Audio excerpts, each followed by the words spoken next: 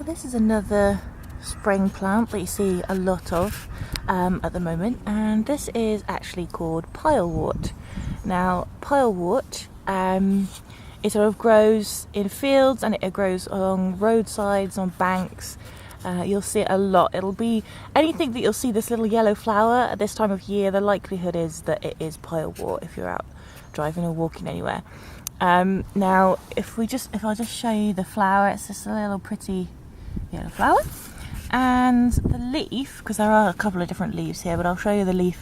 This is the leaf of this one here with like a horseshoe shape. That's the leaf of Pilewort. Now you'll see it growing in amongst other plants, so we've got other things here, sorrel and things, so don't worry about that, but yeah, it's this heart shape leaf, and sometimes it will be a bit variegated with the different colours, so you'll recognise that as Pilewort. Now Pilewort, as the name suggests, is for piles. It's part of what's called the doctrine of signatures, where plants were given names because of what they looked like, and it was thought that if you have a plant that looks like a pile, then therefore it is to be used for piles.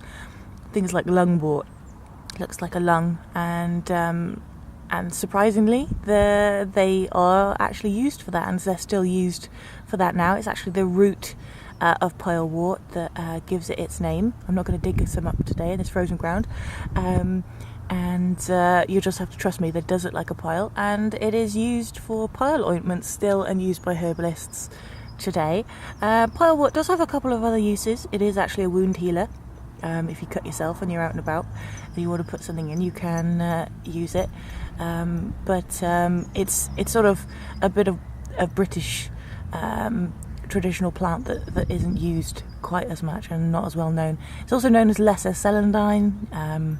There's also a greater celandine, and people get the two confused, but they are actually very different plants, and they're not related. Even though they have a very similar English name, they're not related in relation to their plant families. So they have very different medicinal properties and very different uses, so be wary of that. I wouldn't advise taking Pilewort internally.